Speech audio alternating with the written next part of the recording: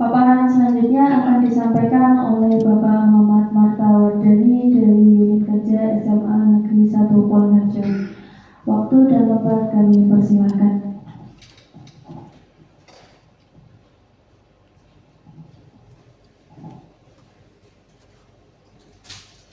Assalamualaikum warahmatullahi wabarakatuh. Waalaikumsalam. Sebelumnya yang saya hormati Bapak Sutrisno MPD selaku mentor pada orientasi P3K tahun 2026 angkatan 1 sampai 3. Sebelum memulai presentasi, perkenalkan saya Muhammad Martawardani, NIP 1997 05 02 2024 211011 dari Unit Kerja SMA Negeri 1 Purworejo. Di sini saya akan mempresentasikan laporan hasil orientasi pengenalan nilai dan etika bagi pegawai pemerintah dengan perjanjian kerja PPPK Pemerintah Provinsi Jawa Tengah tahun 2026. Latar belakang, yang pertama adalah latar belakang. Berdasarkan keputusan Kepala LAN nomor 289 /K PDP .07 2022 tentang pedoman orientasi pegawai pemerintah dengan perjanjian kerja PPPK pada penjelasan bab 4 ketentuan lain-lain. Pasal 31. Instansi pemerintah wajib menyelenggarakan orientasi bagi PPPK. Pasal 32. Pelaksanaan orientasi sebagaimana dimaksud dalam ayat 1 meliputi A. Pengenalan tugas dan fungsi ASN, dan B. Pengenalan nilai dan etika pada instansi pemerintah. Visi dan misi Provinsi Jawa Tengah. Visi Jawa Tengah dirancang menuju Indonesia Emas tahun 2045. Difokuskan pada Jawa Tengah sebagai provinsi maju yang berkelanjutan. Sedangkan untuk misi utama mencakup transformasi sosial, SDM yang unggul, ekonomi yang berdaya saing dan inklusif, kemudian tata kelola meliputi integritas dan dinamis, kemudian keamanan, budaya, serta pembangunan infrastruktur yang merata, berkelanjutan, dan berwawasan lingkungan. Core value ASN berakhlak. Core value ASN berakhlak sudah kita ketahui, meliputi yang pertama berorientasi pada layanan, memahami dan memenuhi kebutuhan masyarakat, pastinya bersikap ramah, cekatan, inklusif, dan dapat diandalkan. Yang selanjutnya ada akuntabel, bertanggung jawab atas kepercayaan yang diberikan, jujur, disiplin, kemudian berintegritas tinggi dan tidak menyalahgunakan jabatan.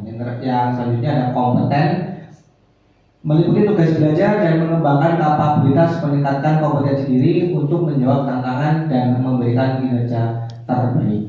Kemudian ada harmonis, saling peduli dan menghargai perbedaan, menghargai setiap orang apapun latar belakangnya, serta membangun lingkungan kerja yang kondusif.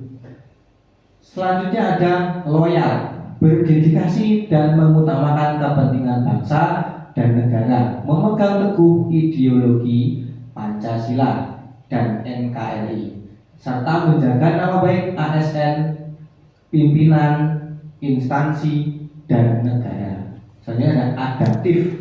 Adaptif adalah terus berinovasi dan antusias dalam menggerakkan atau menghadapi perubahan dan cepat menyesuaikan diri, bertindak proaktif. Selanjutnya ada kolaboratif, membangun kerja sama yang sinergis, memberi kesempatan kepada berbagai pihak untuk berkontribusi dan mengoptimalkan sumber daya untuk tujuan bersama. Nah, ini adalah satuan atau struktur organisasi OPD di SMA Negeri 1 Purworejo. Ada kepala sekolah Bapak Suliman SPD MPD, kemudian ada ketua komite Bapak Yudi Kusnandar SE, dan Kasubag PU-nya ada Ibu Aulia Tias Isniati. Kemudian di bawahnya ada kesiswaan Bapak Fajar Kusumajati, Wakil Kurikulum Joko Trisilo, Wakil Kesiswaan Bidang Satgas itu ada Bapak Agus Wahyudi, dan Wakil Kehumasan adalah Bapak Ruksin. Di bawahnya ada koordinator Mapel, koordinator Wali, koordinator BP ini ada Ibu Suci Trinidari, dan di bawahnya ada guru serta siswa. Penilaian pasal 35 PP nomor 49 tahun 2015 mengatur tentang penilaian kinerja. Ayat 2, penilaian kinerja P3 PPPK dilakukan berdasarkan perjanjian kerja di tingkat individu dan tingkat unit atau organisasi dengan memperhatikan target, sasaran, hasil, manfaat yang dicapai serta perilaku pegawai. Sedangkan untuk ayat 5, penilaian kinerja PPPK didelegasikan secara berjenjang kepada atasan langsung dari PPPK.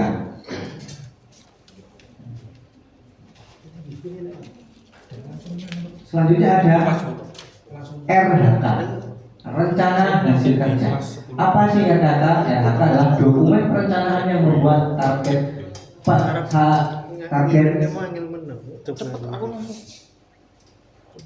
target dan sasaran kinerja individu atau unit kerja dalam suatu organisasi. RHK digunakan sebagai dasar untuk mengukur pencapaian kinerja pegawai, kemudian terutama dalam lingkup pemerintah dan instansi yang menerapkan sistem manajemen kerja berbasis hasil.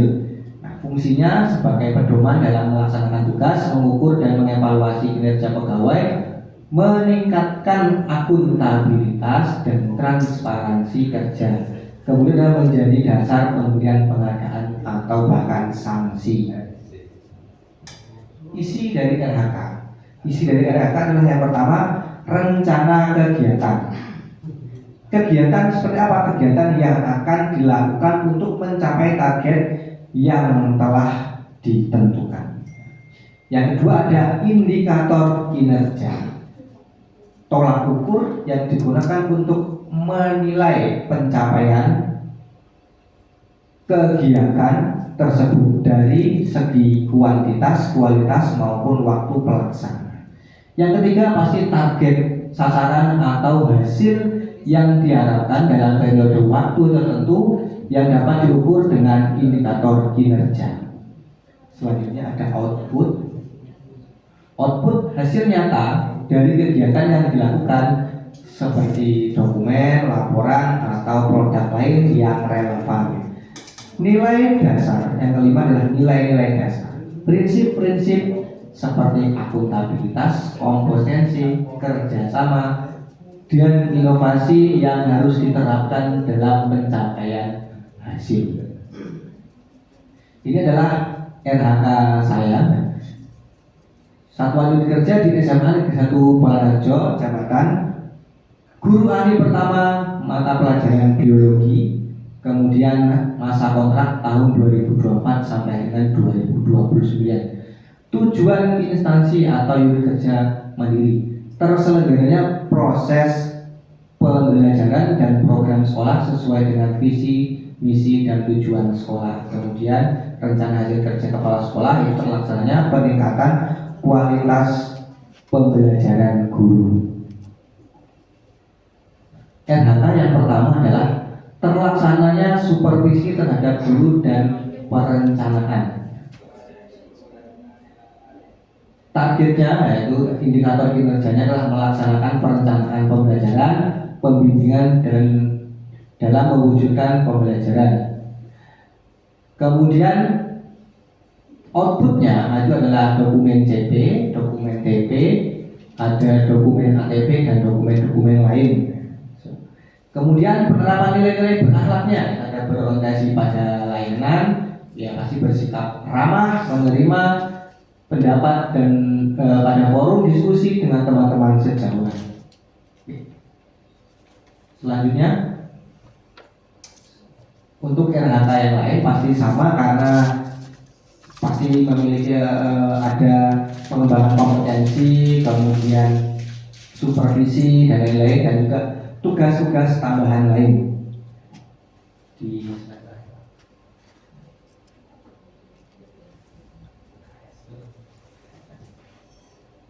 Untuk tugas-tugas tambahan, tugas-tugas tambahan yang saya ampuh itu adalah tugas tambahan sebagai pembina ekstra, khususnya pembina ekstra pramuka. Kalau untuk yang lain pasti sama, ada pengembangan kompetensi, kemudian ada supervisi pembelajaran dan lain-lain.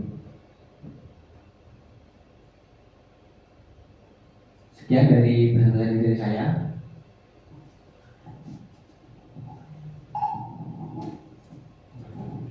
Selanjutnya kami membuka sesi diskusi dan tanya jawab bagi Bapak atau Ibu yang ingin memberikan tanggapan, pertanyaan atau pandangan dipersilakan untuk raise hand. Oke, saya bertanya kepada Bapak Muhammad Mata Wardani, sesuai RHK yang tadi disampaikan, Bapak Mata Wardani sebagai pembina ekstrakurikuler pramuka.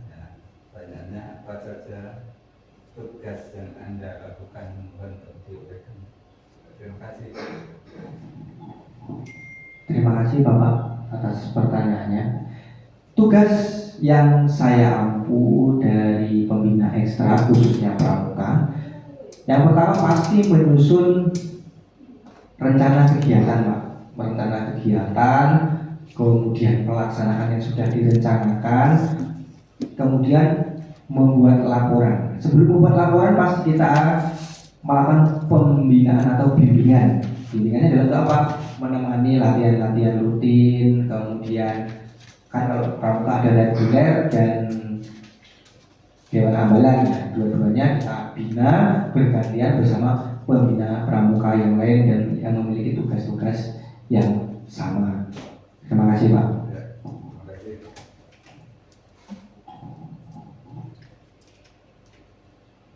Dengan demikian berakhirlah pemaparan dari Bapak Muhammad Marta Wardani. Kami mengucapkan terima kasih kepada Bapak Muhammad Marta Wardani atas ilmu yang telah diberikan. Sebelum diakhiri, mari kita beri aplaus kepada Bapak